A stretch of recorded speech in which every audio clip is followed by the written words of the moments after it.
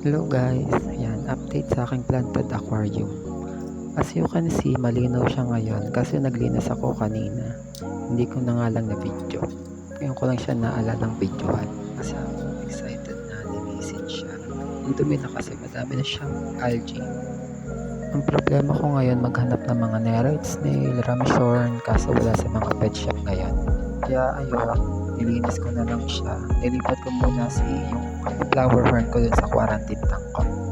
Yan, nilinis ko na lang ng konti yung mga halaman, nagtrim ako ng konti. Saka yung filter, ayan, pinalitan ko na rin yung filter bowl. As you can see, doing well naman yung filter ko.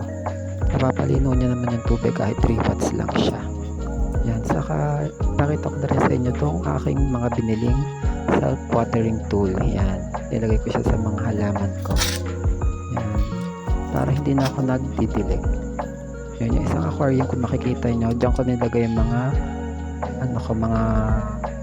apple snail ko, yung 3 apple snail, saka yung isang janitor fish. Unfortunately, namatay yung isang janitor fish ko kasi pinakain ko ng kanin. Nabulok yung kanin sa tubig kaya namatay yung isa, kaya buti na lang na-survive ko yung isa.